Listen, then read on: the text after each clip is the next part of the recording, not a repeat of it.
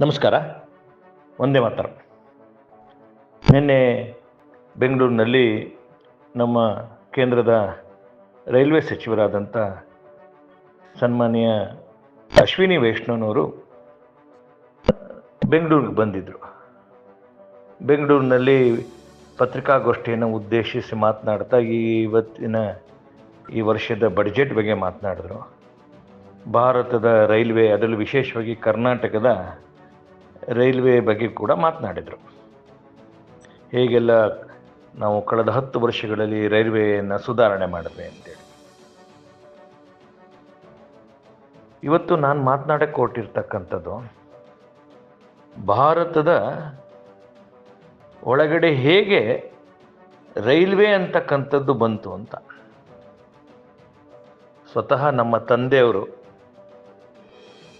ಭಾರತದ ರೈಲ್ವೆ ಒಳಗಡೆ ಕೆಲಸ ಮಾಡಿ ನಿವೃತ್ತಿ ಆದಂಥವ್ರು. ಭಾರತದ ರೈಲ್ವೆ ಬಗ್ಗೆ ಮಾತನಾಡೋಕ್ಕೆ ಇವತ್ತು ನನಗೆ ಯಾಕೆ ಇಷ್ಟು ಅಭಿಮಾನ ಆಗತ್ತೆ ಅಂತಂದರೆ, ಈ ಭಾರತದ ಒಳಗಡೆ ರೈಲನ್ನು ಮೊದಲು ತಂದಂಥವ್ರು. ನನಗೆ ಬಹಳ ಅಭಿಮಾನದಿಂದ ಹೇಳ್ತಾ ಇದ್ದೀನಿ, ನನ್ನ ಏನು ಸಮಾಜ ಇದೆ, ಯಾವ ದೈವಜ್ಞ ಬ್ರಾಹ್ಮಣ ಸಮಾಜ ಇದೆ, ಆ ದೈವಜ್ಞ ಬ್ರಾಹ್ಮಣ ಸಮಾಜದ ನಮ್ಮ ಹಿರಿಯರಾದಂಥ ಪ್ರಾತಸ್ಮರಣೀಯ ಸ್ವರ್ಗೀಯರು ಆಗಿರ್ತಕ್ಕಂಥ ಶ್ರೀ ನಾನಾ ಜಗನ್ನಾಥ ಶಂಕರ ಮಾರುಕಟ್ಟೆ ಅವರು. ಅವರನ್ನು ನಾನಾ ಶಂಕರ್ ಶೇಟ್ ಅಂತ ಕರೀತಾರೆ. ಭಾರತದ ಒಳಗಡೆ ಈ ರೈಲ್ವೆ ಅಂತಕ್ಕಂಥದ್ದು, ರೈಲನ್ನು ತರಬೇಕು ಅಂತೇಳಿ ಮೊಟ್ಟ ಮೊದಲ ಕನಸನ್ನು ಕಂಡಂಥ ವ್ಯಕ್ತಿ ಯಾರು? ಈ ನಾನಾ ಶಂಕರ್ ಶೇಟ್ ಇದ್ದಾರೆ. ಅವರು ಬ್ರಿಟಿಷರ ಹತ್ರ, ನಾನು ಹೇಳ್ತಿರ್ತಕ್ಕಂಥದ್ದು ಏನು 1830ನೇ ಇಸ್ವಿ ಒಳಗಡೆ ಈ ರೈಲನ್ನು ಮೊದಲು ಇಂಟರ್ಸಿಟಿ ರೈಲ್ ರೂಪದಲ್ಲಿ ಇಂಗ್ಲೆಂಡ್ನಲ್ಲಿ ಲಿವರ್ಪೂಲ್ ಮತ್ತು ಮ್ಯಾಂಚೆಸ್ಟರ್ ಮಧ್ಯೆ ಓಡ್ತಿತ್ತು. ಈ ಸುದ್ದಿ ಇಡೀ ಜಗತ್ತಿಗೆ ರೈಲ್ ಅನ್ನೋದು ಇದೆಯಂತೆ ಅಂತೇಳಿ ಸುದ್ದಿ ಆಗಿತ್ತು.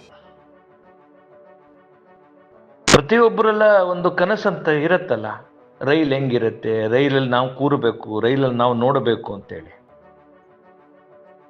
ಹಾಗೆ ಈ ನಾನಾ ಶಂಕರ್ ಶೇಟ್ ಅವ್ರ ಮನಸ್ಸಿನಲ್ಲೂ ಅನ್ಸುತ್ತೆ.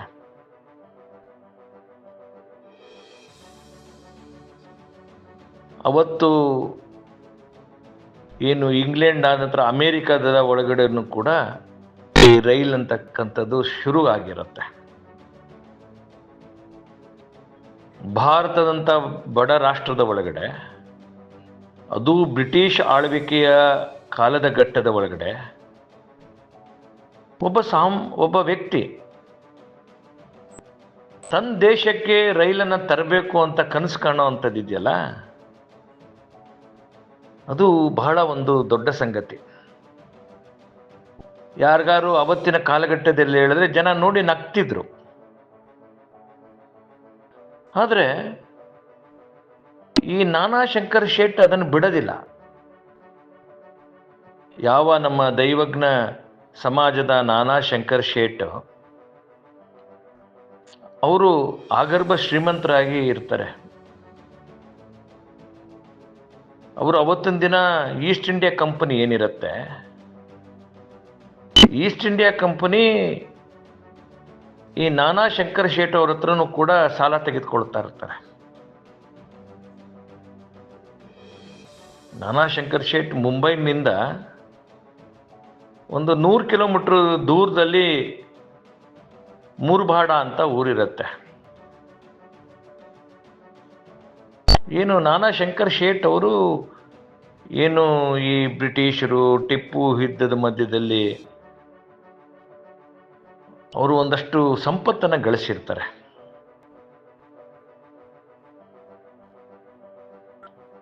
ಈ ನಾನಾ ಶಂಕರ್ ಶೇಟ್ ಅವ್ರ ತಂದೆಗೆ ಒಬ್ಬನೇ ಮಗ. ಅವರ ಏನು ಆ ಸಂಪತ್ತು ಗಳಿಸಿರ್ತಾರೆ, ಸಂಪತ್ತಿನ ಜೊತೆಗೆ ದೈವದತ್ತವಾಗಿ ಈ ದೈವಜ್ಞರ ಒಂದು ಬುದ್ಧಿಮತ್ತೆ. ಜಗತ್ತಿನ ಯಾರಪ್ಪ ಬುದ್ಧಿವಂತರು ಅಂತಂದರೆ ಒಂದು ಅಧ್ಯಯನದ ಪ್ರಕಾರ ಅದು ದೈವಜ್ಞ ಬ್ರಾಹ್ಮಣರು ಅನ್ನುವಂಥದ್ದು ಕೂಡ ವಾಸ್ತವ ಸತ್ಯ. ಅದು ಅನೇಕ ಯೂನಿವರ್ಸಿಟಿಗಳು ಜಗತ್ತಿನ ಬೇರೆ ಬೇರೆ ರಾಷ್ಟ್ರಗಳಲ್ಲಿ IQ ಬಗ್ಗೆ ಸ್ಟಡಿ ಆದಾಗಲೂ ಕೂಡ ಅದು ಪ್ರಕಟ ಆಗಿದೆ. ಏನು ಅವತ್ತು ಈ ನಾನಾ ಶಂಕರ್ ಶೇಟ್ ತಂದೆ, ನಾನಾ ಶಂಕರ್ ಶೇಟ್ಗೆ ಇಂಗ್ಲೀಷು ಮಿಕ್ಕಿದೆಲ್ಲನ್ನ ಕಲಿಸ್ಬೇಕು ಅಂಥೇಳಿ ಅವರು ಬ್ರಿಟಿಷರನ್ನೇ ಅವ್ರ ಮಗನಿಗೆ ಟ್ಯೂಟರ್ಸ್ ಆಗಿ ನೇಮಕ ಮಾಡ್ಕೊಂಡಿದ್ರು. ಆ ಒಂದು ಬ್ರಿಟಿಷರ ಒಂದು ಇವ್ರ ಮನೆಗೆ ಬಂದು ಬ್ರಿಟಿಷ್ ಅಧಿಕಾರಿಗಳು ಬಂದು ಹೋಗೋದು, ಹಣ ಇಸ್ಕೊಂಡು ಹೋಗೋವಂಥದ್ದು, ಮಗನಿಗೆ ಇಂಗ್ಲೀಷ್ ಹೇಳ್ಕೊಡುವಂಥದ್ದು, ಇದೆಲ್ಲದರ ಮಾಡಿದ್ಮೇಲೆ ಅನೇಕ ಬ್ರಿಟಿಷರು ಇವರಿಗೆ ಆತ್ಮೀಯ ಸ್ನೇಹಿತರಾಗ್ತಾರೆ.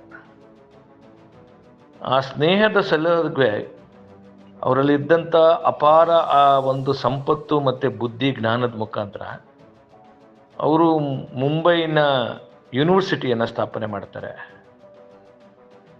ಹಾಗೆ ಒಂದು ಎಲ್ಫಿನೋ ಸ್ಟೋನ್ ಕಾಲೇಜ್ ಅಂತಕ್ಕಂಥದ್ದು ಕೂಡ ಸ್ಥಾಪನೆ ಮಾಡ್ತಾರೆ. ಒಂದು ಗ್ರ್ಯಾಂಟ್ ಅಂತಕ್ಕಂಥ ಮೆಡಿಕಲ್ ಕಾಲೇಜ್ ಕೂಡ ಮಾಡ್ತಾರೆ, ಕಾನೂನು ಕಾಲೇಜ್ ಮಾಡ್ತಾರೆ, JJ ಆರ್ಟ್ಸ್ ಕಾಲೇಜ್ ಮಾಡ್ತಾರೆ. ಆಯಿತಾ? ಅದಲ್ಲದೆ ಅವತ್ತು ಮಹಿಳೆಯರಿಗೋಸ್ಕರ, ಹೆಣ್ಣುಮಕ್ಳಿಗೋಸ್ಕರ ಮೊದಲ ಒಂದು ಶಾಲೆ ಕೂಡ ಅವರು ನಾನಾ ಶಂಕರ್ ಶೇಟ್ ಸ್ಥಾಪನೆ ಮಾಡ್ತಾರೆ.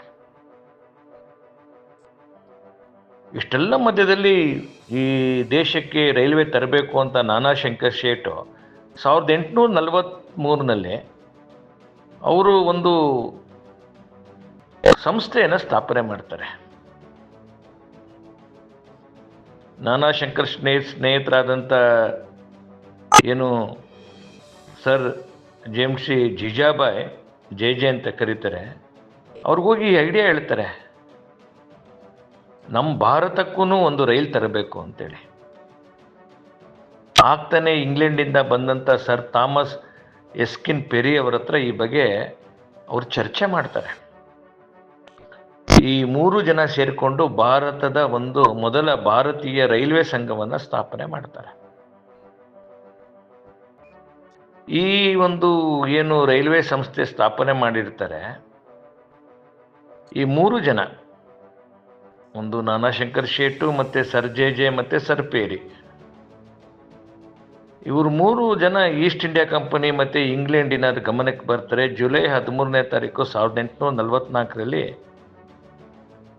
ಈ ರೈಲ್ವೆ ಮಾರ್ಗದ ಬಗ್ಗೆ ಚರ್ಚೆ ಮಾಡ್ತಾರೆ. ಅದಕ್ಕೆ ಒಂದಷ್ಟು ಮೀಟಿಂಗ್ಗಳು ಶುರುವಾಗುತ್ತೆ. ಕೊನೆಗೆ 44ರಲ್ಲಿ ಏನು ಅವರು ಪ್ರಾರಂಭ ಮಾಡ್ತಾರೆ ನಾನಾ ಶಂಕರ್ ಶೇಟ್ ಅವರು, ಏಪ್ರಿಲ್ 16, 1853ನಲ್ಲಿ ಮಧ್ಯಾಹ್ನ 3:30 ಮುಂಬೈ ಬೋರಿ ಬಂದರ್ ರೈಲ್ವೆ ಸ್ಟೇಷನ್ ಅಂತ ಪ್ರಾರಂಭ ಮಾಡಿ ಇದನ್ನು ಠಾಣೆ ತನಕ ಒಂದು ರೈಲು ಓಡಿಸುವಂಥ ಕೆಲಸ ಮಾಡ್ತಾರೆ. ಆ ಟ್ರೈನಿನ ವಿಶೇಷ ಅಂದರೆ ಅದಕ್ಕೆ 18 ಬೋಗಿ ಇರುತ್ತೆ, 3 ಇಂಜಿನ್ ಇರುತ್ತೆ. ಸ್ವತಃ ನಾನಾ ಶಂಕರ್ ಶೇಟು, ಜಮ್ಶೇಡ್ಜಿ ಟಾಟಾ ಎಲ್ಲರೂ ಕೂಡ ಇದರಲ್ಲಿ ಪ್ರಯಾಣ ಮಾಡ್ತಾರೆ. ಇವತ್ತು ಮಹಾರಾಷ್ಟ್ರ ಸರ್ಕಾರ ನಾನಾ ಶಂಕರ್ ಶೇಟ್ ಅವರ ಹೆಸರಲ್ಲಿ ರೈಲ್ವೆ ನಿಲ್ದಾಣ ಕೂಡ ಮುಂಬೈನಲ್ಲಿ ಮಾಡಿದ್ದಾರೆ. ಒಬ್ಬ ದೈವಜ್ಞ ಸಮಾಜದ ಒಬ್ಬ ಅತ್ಯಂತ ಹಿರಿಯ ವ್ಯಕ್ತಿ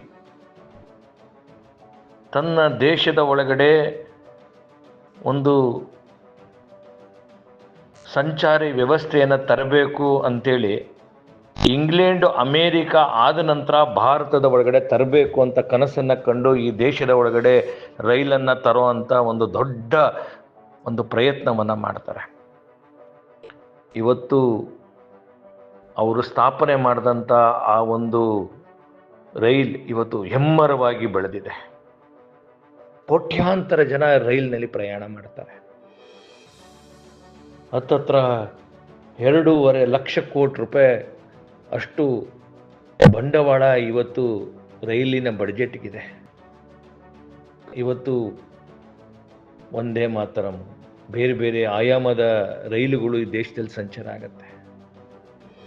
ಆದರೆ ಈ ಒಂದು ಭಾರತದ ಈ ಬೃಹತ್ ರೈಲ್ವೆ ಜಾಲವನ್ನು ಆಗಬೇಕು ಅಂತೇಳಿ ಆ ಕನಸನ್ನು ಏನು ಕಂಡಿದ್ದಂಥ ನಾನಾ ಶಂಕರ್ ಶೇಟ್ ಎಷ್ಟು ದೊಡ್ಡ ವ್ಯಕ್ತಿ ಅಲ್ವಾ.